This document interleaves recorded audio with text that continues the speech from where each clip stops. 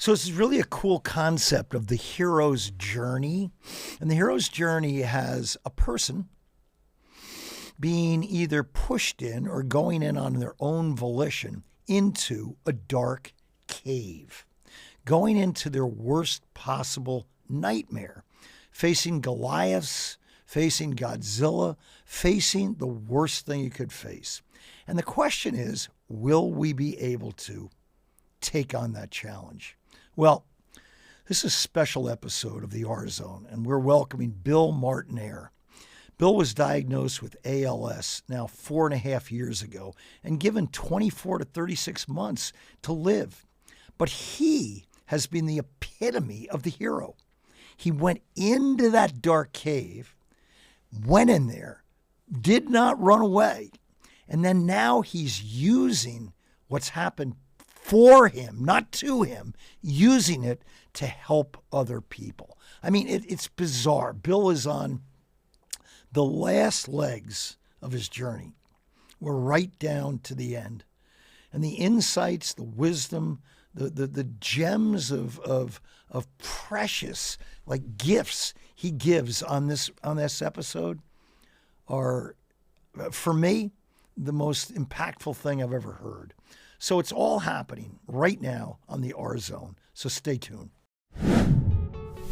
When you put your head on that pillow tonight, you've got one question. Are you glad you did, or do you wish you had? The R Zone with Coach Jim Stroker. We've all had people along the way in life who make a lasting impression. For me, one of those people was my high school basketball coach, Jim Stroker. He's coached hundreds of us teenage boys over the years and raised 3 of the most remarkable kids you'll ever meet. I have coached hundreds of thousands of games right on these fields right here. But there's only one game that truly counts, and that game is your life. And you will be measured in that game by how you respond. E plus R equal O. The events, many of which are out of your control, plus your response, which is 100% on you, will equal the outcome. And now we're about to lean in on the power of your response. The R Zone. This is a podcast to share conversations on our own hero's journey. These are stories that have shaped my life and the mindset I hope that will help shape yours. This is coaching for life. It's not where we've been. It's all about where we're going. The R Zone is the space between stimulus and response. The R Zone is where you have the power to choose your response. And now, join Jim Stroker in the R Zone. So welcome to the R Zone, and today's podcast episode is with Bill Martinaire. Now, you may not know Bill, but you're going to know a lot about him by the end of this podcast, because here's a guy who lived life with just a voracious life desire to live life fully. I mean, the guy just went for it to the nth degree. You know, he's a former MIT grad, Wharton grad, Oxford grad. He's a workout just fiend, an amazing dad, and then started this business with my nephew, which is so ironic, 5 years ago, and the business was valued at $1 billion. He's a CTO of multiple companies. He had it all. I mean, it was all right there. And then all of a sudden, bang. All of a sudden, a diagnosis occurred. All of a sudden, he was stricken with ALS. And his whole life would change. Now, Bill easily could have thrown the towel in. Bill could have said, look, but he has done just the opposite. And the story that you're going to see here today is one that I think and I hope may just change your life forever. He's an amazing human being on his last legs, literal last legs. And what he's doing on his last legs is giving once again. So we hope you love this episode and enjoy and good luck here. Okay, so Bill, let me just start this off. This is welcome to the R Zone. The R Zone is a podcast. And so appropriately, what we do is talk to people who are able to exemplify what that R means. And of course, you and I are aware of the fact that the R comes from the E plus R equal O. And the events in your life, the experiences you're going through are just events. That you actually have the agency, the self-efficacy to actually take that R and do what you want with it. And you can either flip it upside down or let it flip you upside down. And we've talked, Bill and I, and Bill is the ultimate epitome of the R. And the really cool part about this guy is there's a phrase that I came to get to know, and Bill, almost in a serendipitous way said, Jim, that's me. And it's called Amor Fati. And Amor Fati sounds good. It's a cute phrase. It's fun to play with, but it's the real thing. And Amor Fati, and Bill will talk more about it, is the love of fate. And that means, I think, and you correct me if I'm wrong, it means embracing yourself in the whole thing, the goods That's right. and the challenges. And of course, I'm a coach, so we measure an athlete by what they do when the chips are down. We measure a hitter not when they're up 10-0 in the last inning, but when the chips are on the ground, how do you respond?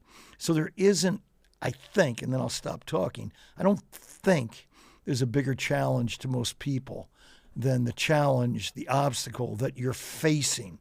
And you have a choice. You know it. And so every stoic would say it. You can climb back under the covers and throw the white towel in and scream uncle, or you can, and we'll talk about this, pull up your incredible level of bravery and courage and say, I'm in. I'm going to play right till the end. So that's a lot of chit-chat because I want you to talk, but we're welcoming you here. We're so grateful that you would give us some time. And I think the insights you'll offer today, I can't even imagine that anyone could offer something more important to people who will face what you are facing, but never the way you're doing it. So let me stop there, and I'll take you with the first question, or unless you just want to comment off of that. Well, I mean, I don't think it's all that brave. I mean, what the hell are you going to do,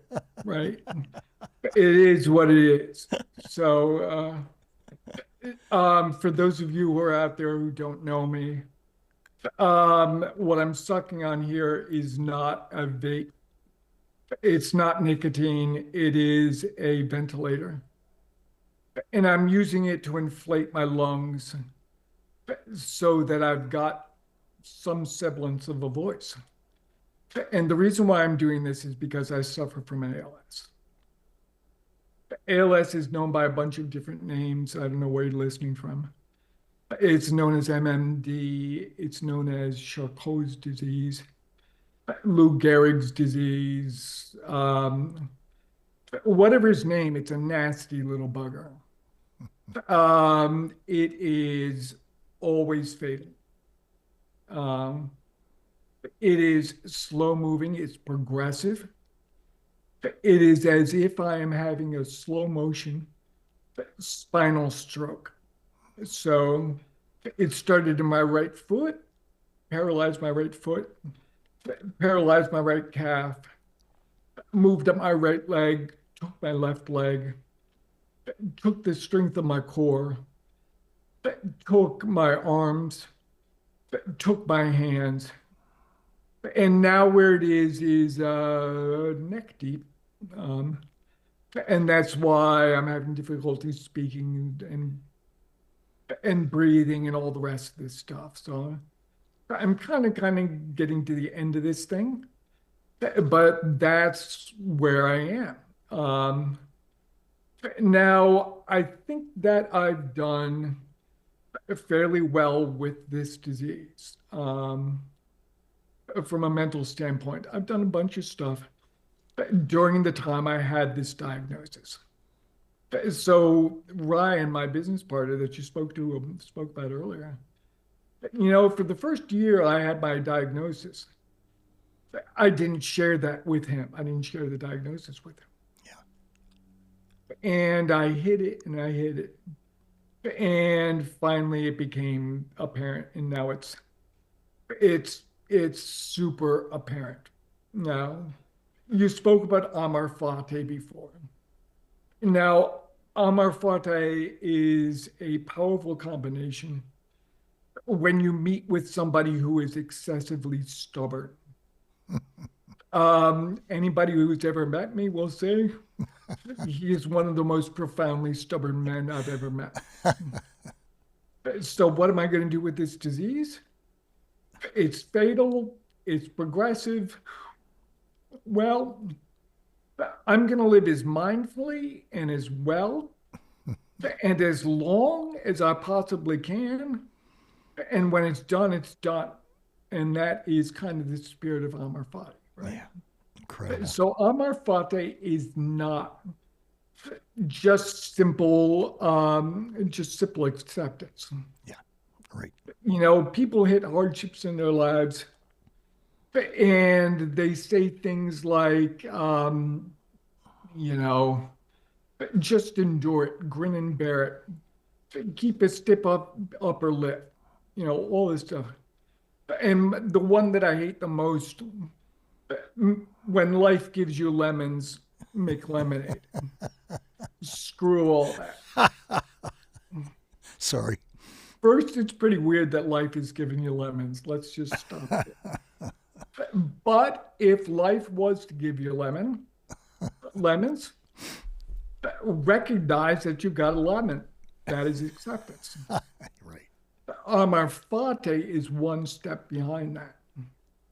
Yeah. Amor Fati is taking that piece of fruit and bringing it up to your mouth.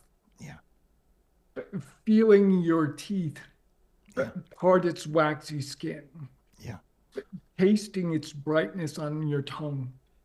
Letting the juice roll down your face, because, you know, the miracle is that there's a lemon at all.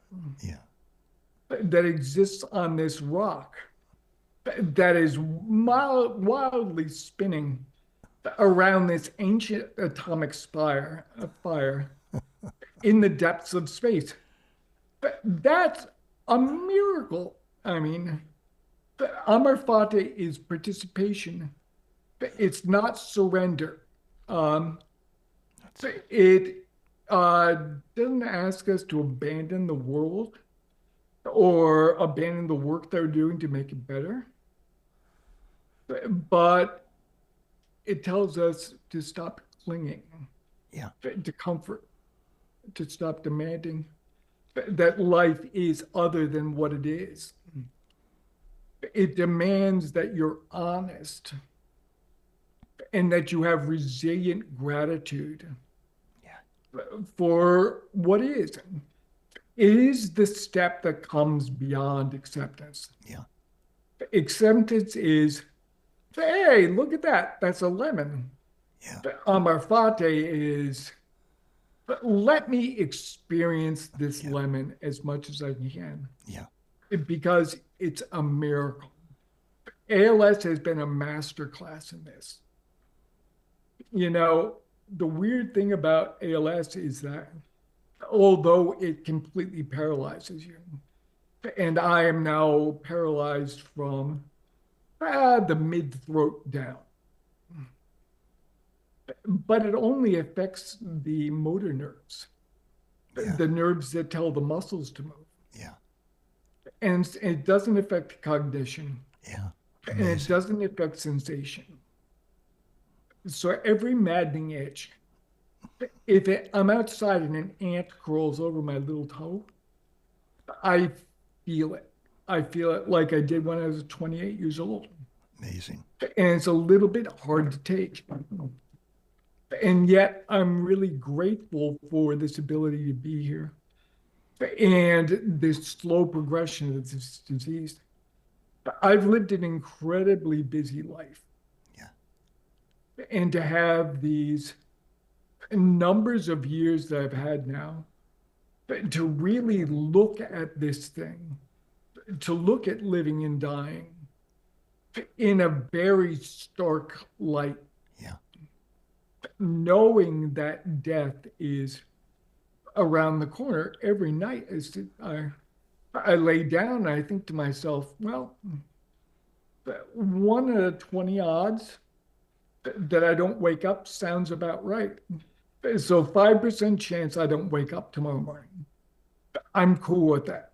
Yeah. I've been able to do some stuff during this time, including, working with my partner to create a company that got $1 billion valuation. I taught myself to write with my eyes.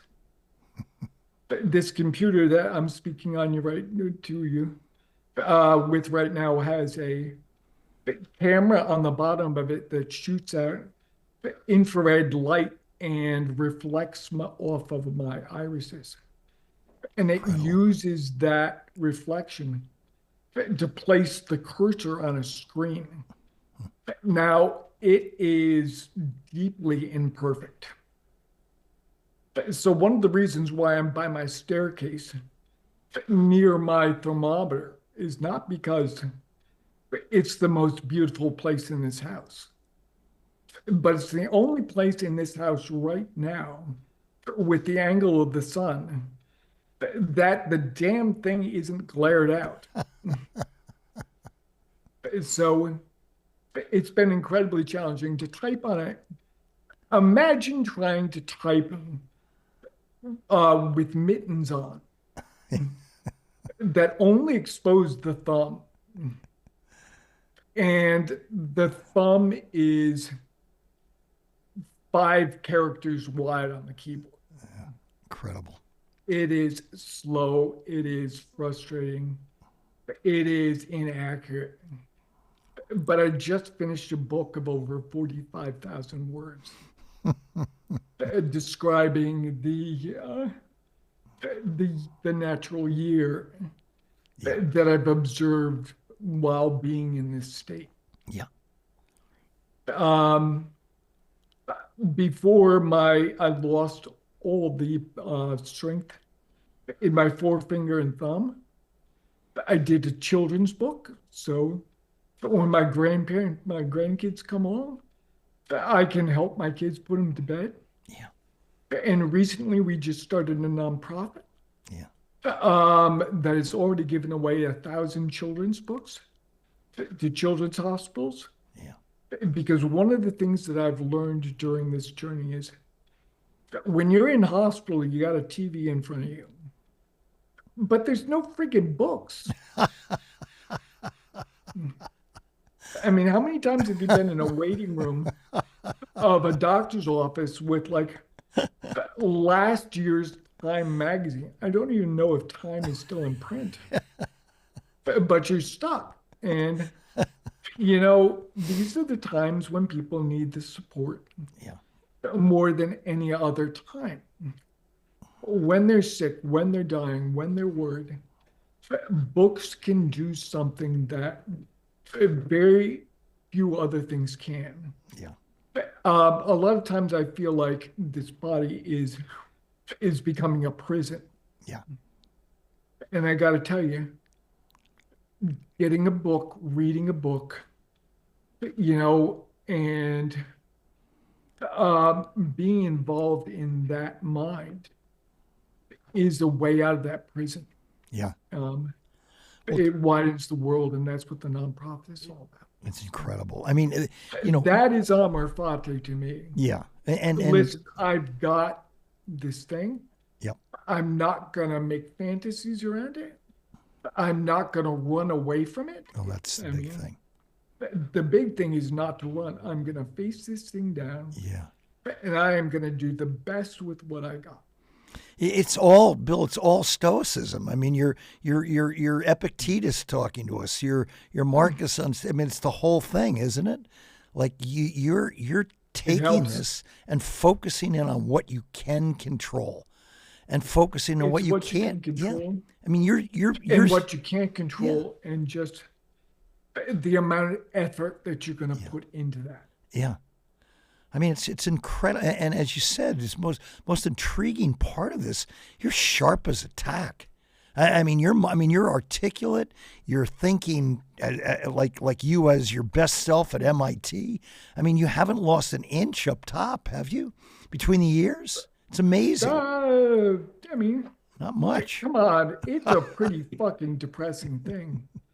You know, if you lost the use of your left leg, Yeah. You would be right in having some measure of PTSD after that event. Yeah. Now try that on once a week or once a month for 5 years. Yeah, but this is Joseph Campbell's hero's journey right in everyone's face. I mean, Campbell said, you know, we're all going to go through this if we're heroes. We're going to go through some dark cave. But the thing you've done with this, Bill, you talked about post-traumatic stress disorder as compared to post-traumatic growth. You have now taken your challenge and you've now used it to give back and help others, whether it be the books you're writing, this podcast. You're actually healing other people because you've had to go through gives this. You a lot of opportunities to practice. Yeah. Dealing with things like this. Yeah. Yeah. And I don't know if I would have gotten there without the disease. Probably not, right? I mean, you're Ali Stroker. You know, Ali said. I mean, I was an active guy. I mean, oh, incredible! I was 25 years up at 4 o'clock in the morning to the gym, in the gym, working out for a couple of hours, at work at 7 o'clock, work from 7 to 7, catch the train home, work on a master's degree on the train, and then put the kids to bed. Yeah. So I was always traveling. I was always busy. I was always flying somewhere, Tokyo, fucking, Hong Kong, England. I don't think that without the disease, that literally sat me down. Yeah. That literally gave me the stillness of this very contemplative way of leaving this world. I don't think that I ever would have been given the opportunity to grow in this way. Yeah. And for that, I am grateful to ALS. Yeah. I mean, our kindred soulship here is that the greatest fear for me is not being able to keep going like you were doing and to end up unable to move. But to have you as a symbol, as a role model, to say, Jim, no, you don't give up. The game just changes. Your strategies adjust, but you don't give up. You just keep playing. You're moving right now in a different way. I mean, you're writing books with your eyes. You're doing podcasts with a ventilator, and you're saying, "I'm still in the game, baby." I mean, I'm not giving up, and that it's so comforting. But I am committed to doing this. Yeah. As well as I possibly can. Yeah. Yeah. I mean, everyone's greatest fear is death, right? I mean, let's death or public speaking. For most people, it's death, right? But actually leaving. Now you're at that precipice. You're at that space, and there's a little part of like, where the hell am I going? What's going to happen after this journey? I often think about this. If you've ever been camping. And I used to do a lot of backpacking. Yeah. And when you're camping in a little tent, you wake up at the first light, right? Yeah. Or at least I do. So it's 4 o'clock in the morning. You're in this tent. You're in God knows where. And there's hours before the sun comes up. Yeah. Oh, yeah. It's not quite night. Yeah. It's definitely not day. Yeah. It's cold. Yeah. And things look strange. Yeah. I know it. Things can even look scary. Yeah. In that half light.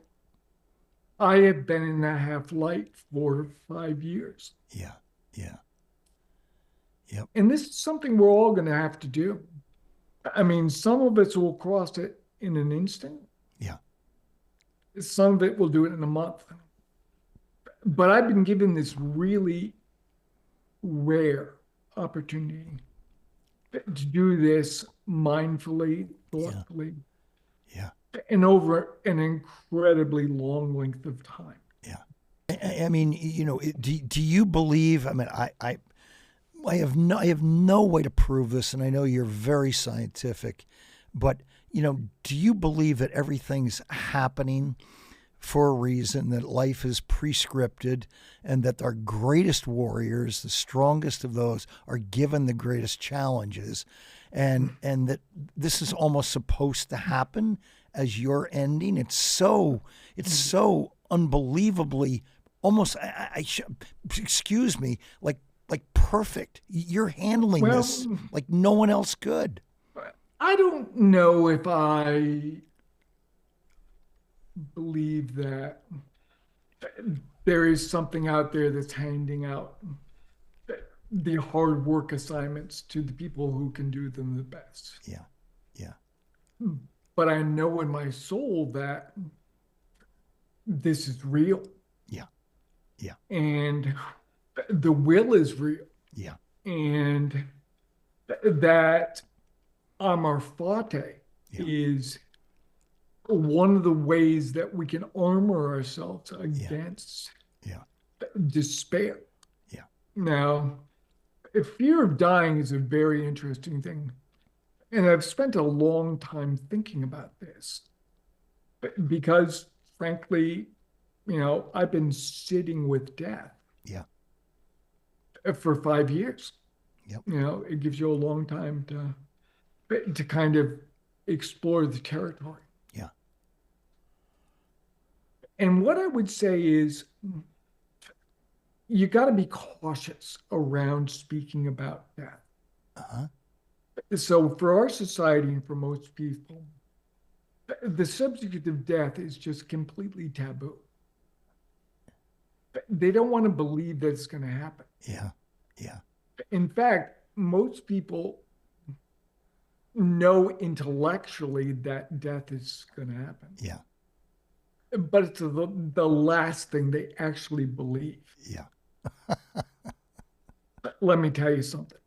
It's coming. We're all going to get a chance to play. We're all going to get a chance to play. We're all going to cross the shore that I've found myself.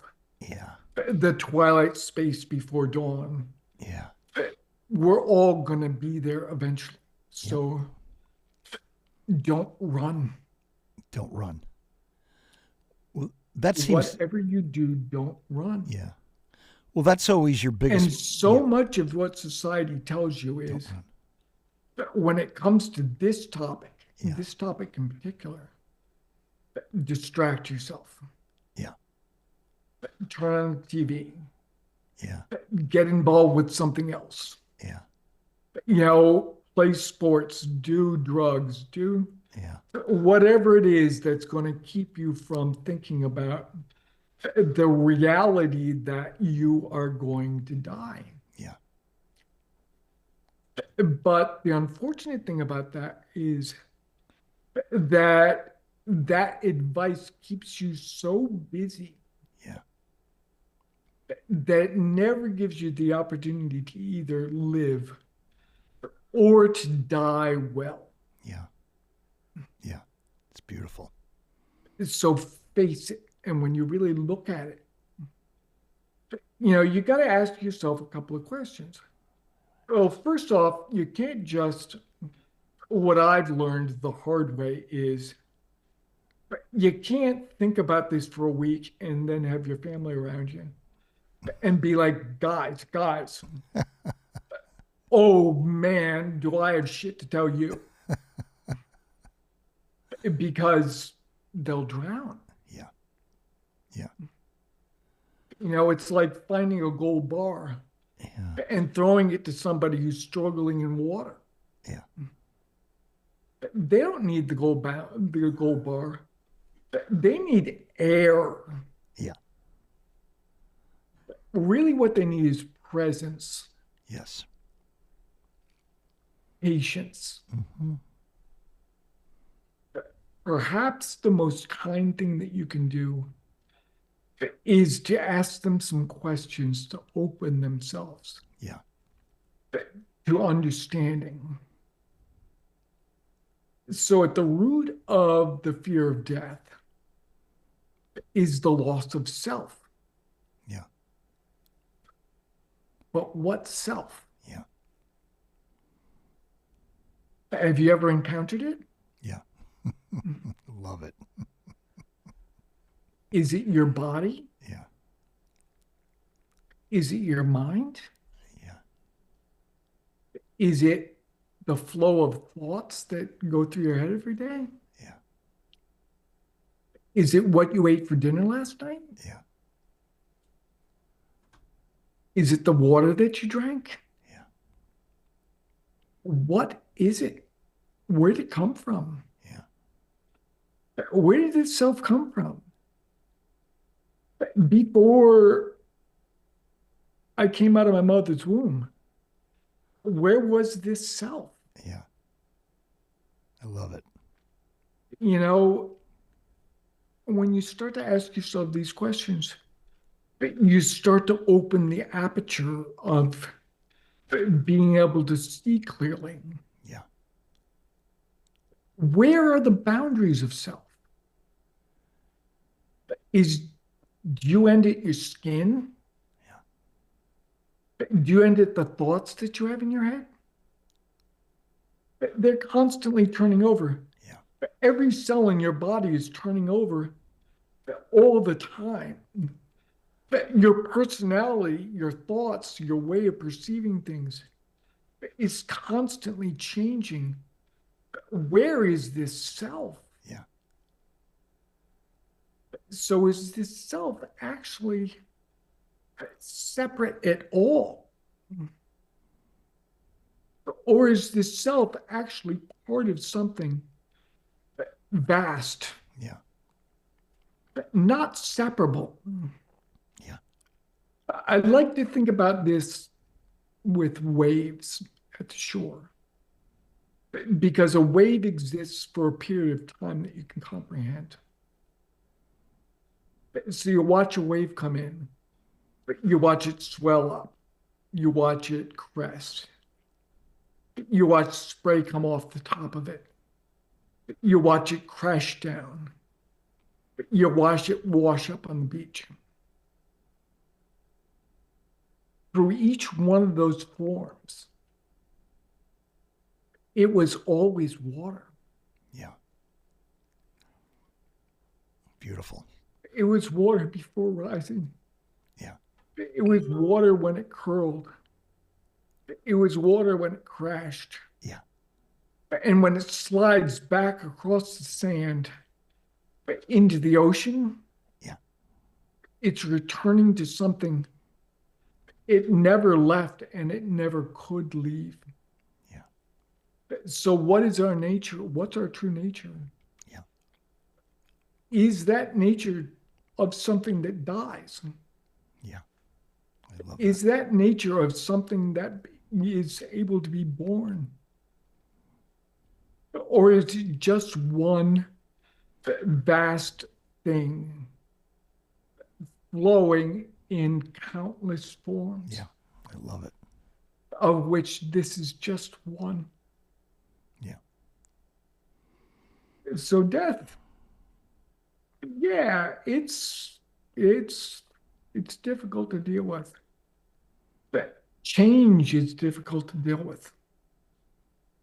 But a few things that we know about this world, that we can look out the window and see, that we can feel in our own bodies, is that change is constant. Yeah.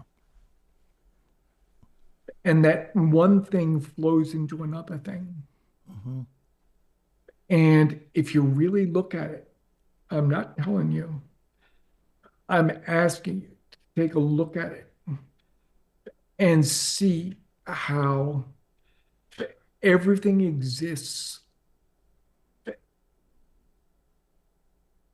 because of everything else. Yeah. And if everything exists because of everything else, there's no separation. Yeah. It's beautiful. And if there's no separation,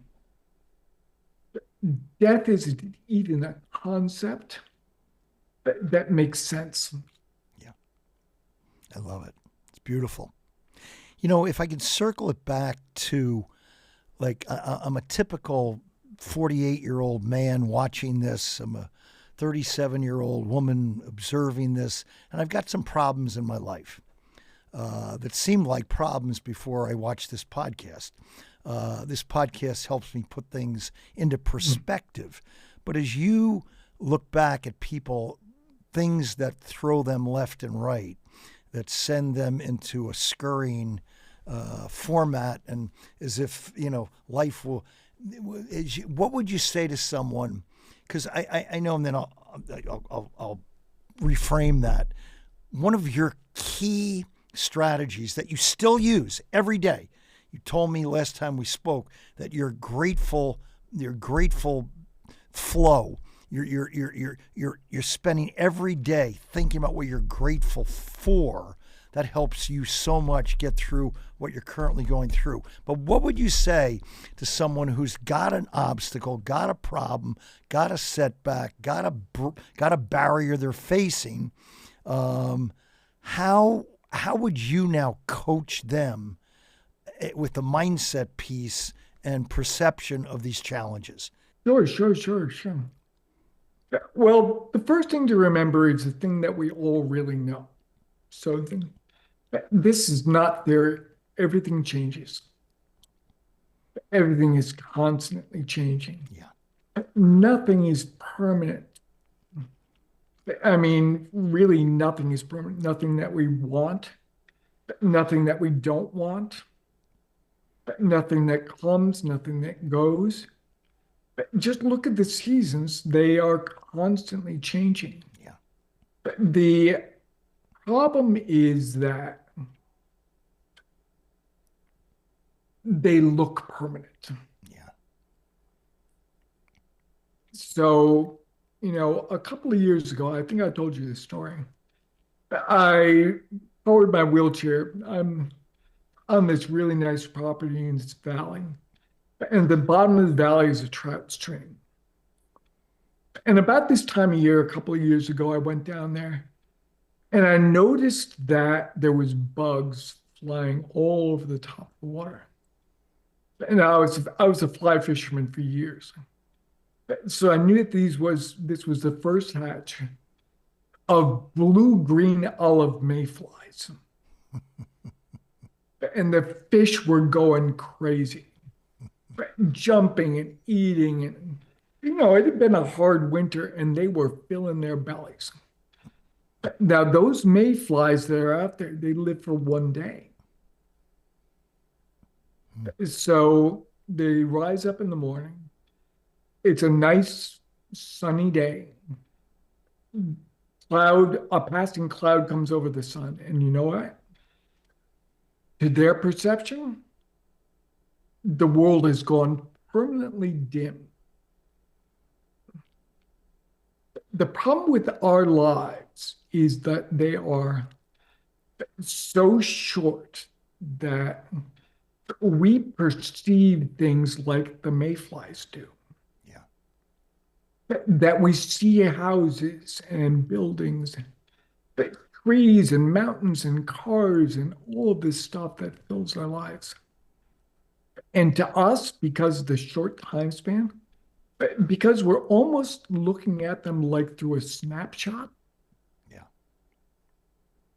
feel permanent. And they are not. Yeah.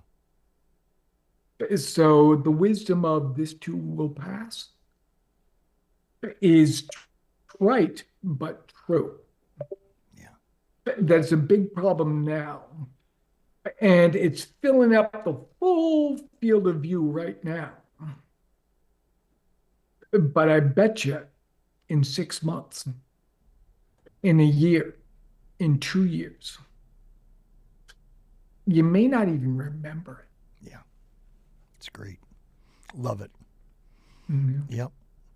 I mean, yeah, it is. So Go ahead. it's an incredible gift to be able to see further than Yeah. this snapshot view of the world. Yeah.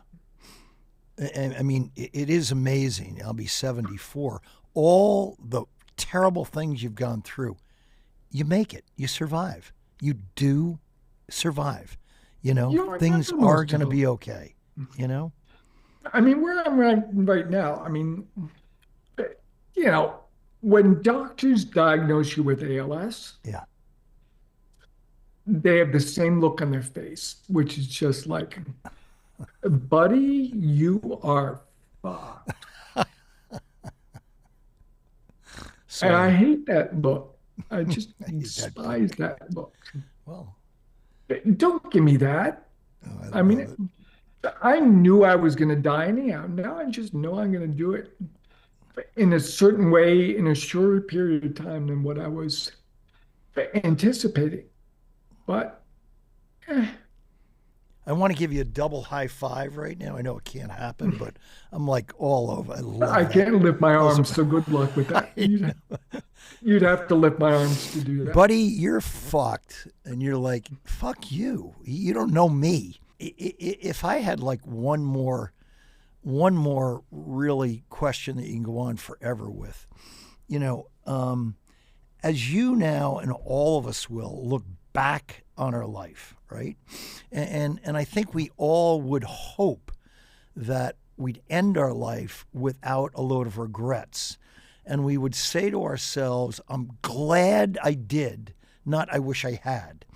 And I know you've been the epitome of telling the people you love how you feel. You've been the epitome of a person that's led a life of adventure, a life of willingness to go into areas that were really, really scary. And you have lived fully, like fully. You're going out of here, as we said, you know, the Hunter S. Thompson quote is so cute. You know, life is not a journey to the grave with the sole intention of arriving with a pretty, well-preserved body, but to slide in freaking sideways, totally used up, totally worn out, proclaiming, what a ride. And I think like you're like, there's, it's like everybody wants to be you. I mean, we're all going to die. I just want to die the way you die. Yeah, I don't think you do, but it's nice of you to say. Well, one thing I'll tell you for sure is this body is used up. I mean, it is. I remember when I was a kid, I used to wear my sneakers down all the way down to the Keds logos on the side. And I feel like I'm kind of doing that with this body and this life. Yeah. Yeah. But yeah, I'm incredibly grateful for all the good and the bad things that happened. Yeah. Yeah. And the bad. Because the miracle is that there is anything at all. Yeah. How improbable. Yeah. Look up in the night sky and how incredibly improbable is even your worst problems. Yeah. In a vast expanse of exploding stars and vacuums and super nebulae, and how the hell am I concerned with? Yeah. And why the fuck am I so pissed off with the sandwich that I had for lunch? Not having the right amount of mayo. You could do some comedy here too, you know, Bill. Well, I mean, what are you thinking? I mean, take a step back. It's not that suffering isn't real. Yeah. It's not that we don't have very bad things happen to us. But if we view this through the larger lens, through the lens of all of time and all of space. Yeah. This body is such a pain in my ass right now. And I mean that Excuse me for literally giggling. and figuratively. But I'm one of 9 billion on the planet. I love the but. I'm one of 9 billion people on the planet. Yeah. So what I do matters. Yeah. But what I am is temporary as summer lightning. Yeah. Yeah. Love it. Well, we all jump up and down and root for great athletes. You know, we all, we really, we were enamored by the Rockies, by the Rudies, by the, all these superheroes, but very few people have gone up against Goliath, Godzilla, and their worst possible nightmare and basically looked them square in the eye. You said, I'm not going to run. No. You trying to scare the shit out of me? I'm sorry. You're messing with the wrong guy. They looked at you. They try to scare you, have you go, I give up, I give in, and you just refuse. You are Rocky in that 14th round. Apollo has just sent him down. I cannot say this clearly enough. If you ever find yourself running away, yeah, through whatever way you have come up with, yeah, and the human mind is very good at rationalizing running away. Yeah. Yeah. Yep. So I'm too busy to think about that. Yeah.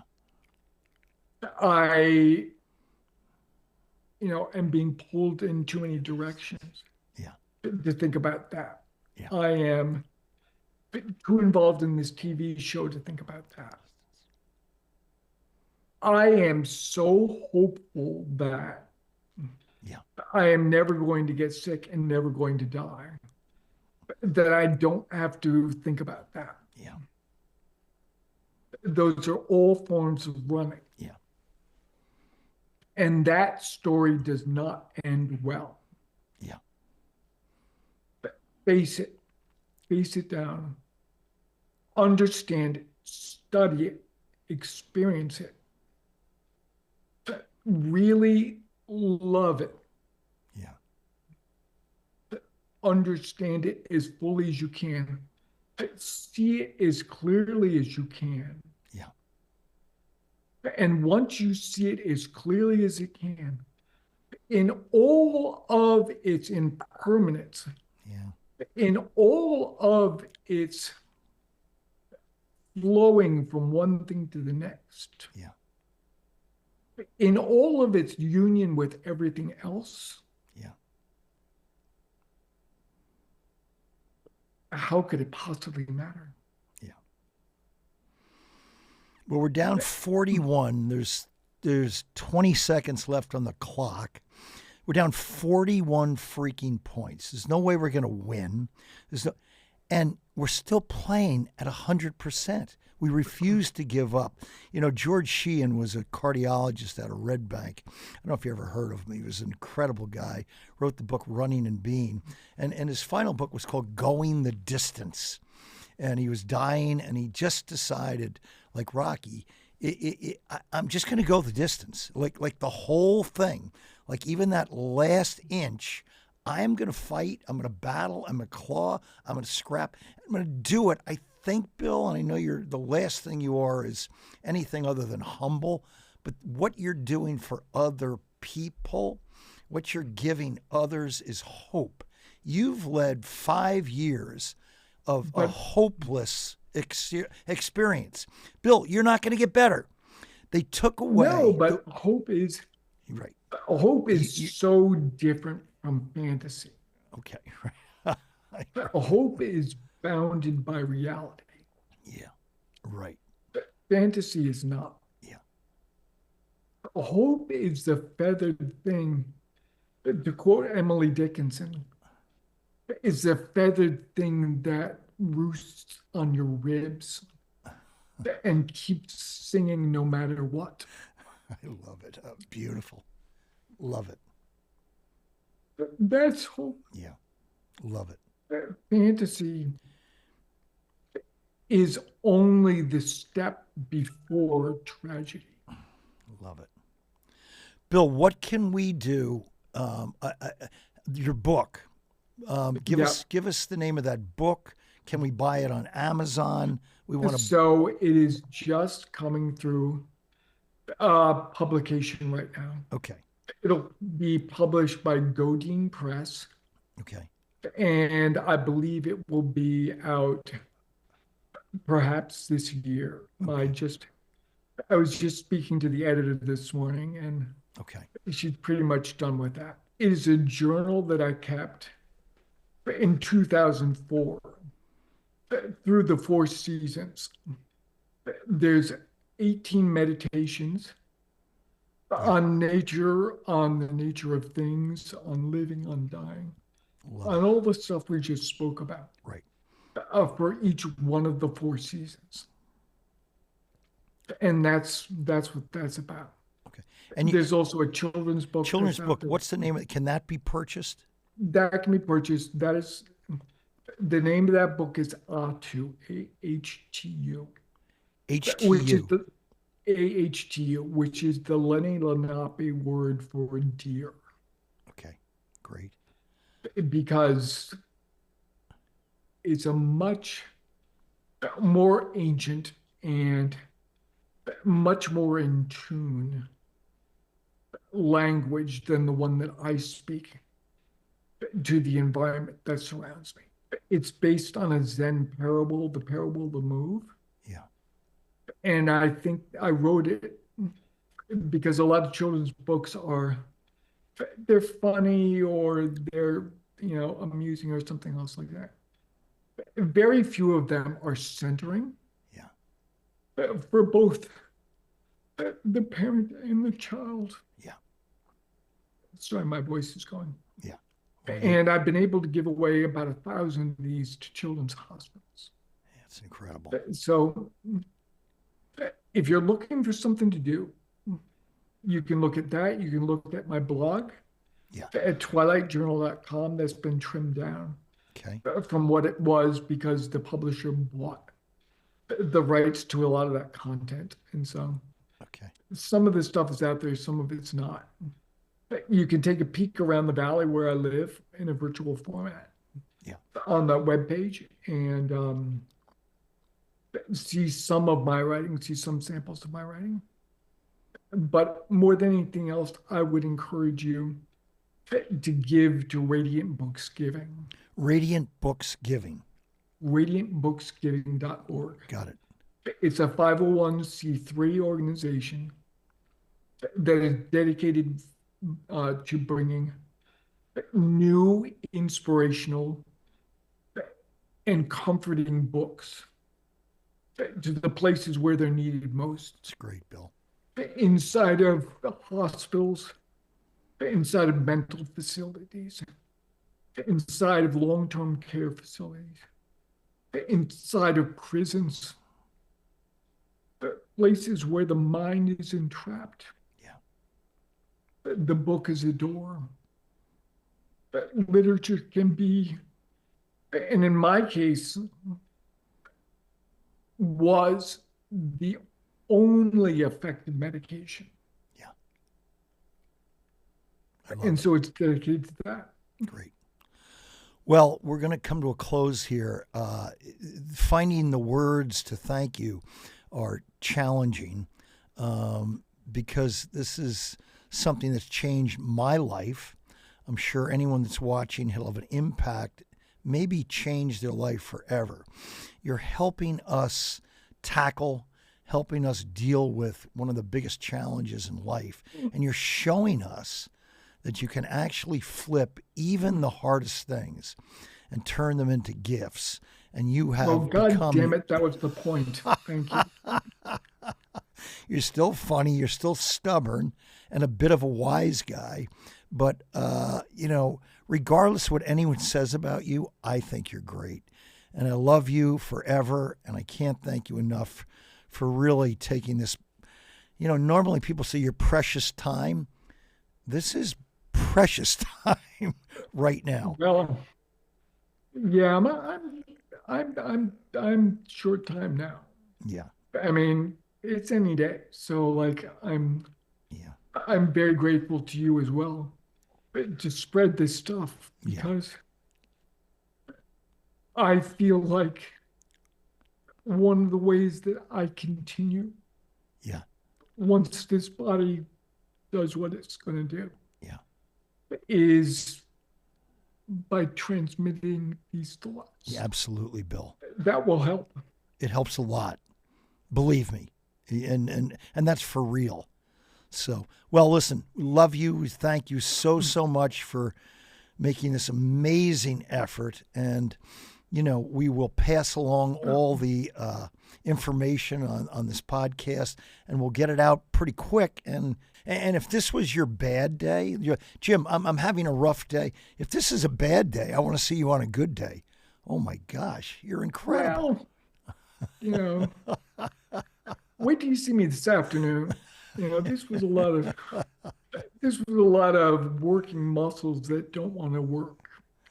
Well, to make language. They throw that term around so lazily, like, oh, you're the GOAT, you're the you're the GOA. Oh, Tom Brady, you're the GOAT. Bill, you're the for real GOAT of all time. You won the award. All I want to do is help. You're doing it, baby. If there's one person out there that these words reach, yeah, and it helps them through some hard stuff, mission fucking accomplished. You're the hero's journey, baby. Joseph Campbell's up there smiling at you right now. You're living it. I love you, buddy. Take care, and thank you so much. And we'll be back in touch when the whole thing gets put together. Okay? All right, my friend. Namaste, for real. Take care. Yeah, so this is one of these deep breath moments, you know, where you really need to take everything in and see how, for real, how it impacts you. And, you know, I just have never had this opportunity in my life. My dad died when I was 9, and he died and just left. And I've had friends who I care about. My mom died, but never have I ever been able to incur or hear from someone who's had the opportunity to really digest what's happening, take it, flip it upside down, and really give us such an articulate, you know, debrief of what he's going through. We're coaches and athletes and theoretical warriors, and, you know, our goal is to be our best self. Our goal is arte, to reach that highest level of living for all of us. And for all of us, it's different. But what does it mean to go to that highest level? What does it mean that you have burst through the desire of just me, survival of trying to make everyone else happy, of living in a life trapped in dogma where you're pleasing? What does it mean when you've reached that level? Well, I think part of it is being able to handle any challenge that comes your way and taking fear at its ultimate level and being able to actually flip it upside down and use it. This Amor Fati term, which just I'm enamored with, you know, is really embracing the tough stuff you go through. Not fighting it, not running away from it, not even just accepting it, but taking it and using it. And we just saw Bill as a representative, as a symbol. You know, what he's doing is he's taking this challenge and he's actually using it to get himself better. He's better now as a speaker, more powerful as an inspirer, he's at his ultimate state to be able to do what he's doing. So again, we watch these games. We're enamored by the NCAAs. We love the Yankees are opening. And the best part of the game is when teams are going through challenging situations. But here is, I think, you know, something that I hope, and Bill said it, you know, this too shall pass. those little things that bother you every day. And he told me this off camera, every single day. He starts every day with one practice, and that's the practice of gratitude. And that is not just a once in a while, it's every day. So, I think in conclusion, if we all, could live life without that great, great fear of death, if we could live life fully alive and play this game with everything we have, and then face, as Bill says, the thing that all of us will face, and face it with a mindset, with a perception, as he called it, the aperture of saying, look, this is part of living, and I'm not fearful of it. It's just an amazing hero's journey that he showed us, that he epitomized. So look, thanks, Bill. It's such a terrible term. Thanks, Bill. We can never thank you enough for, what might be your last message. And we hope that you can share this. We hope that you will put it out to anyone who's in a really difficult place right now. So we thank you for tuning into the R Zone. The R Zone is about what you do when events hit you. And you own that. What do you do? And Bill has, again, shown us he's going to focus on what he can control, not what he can't.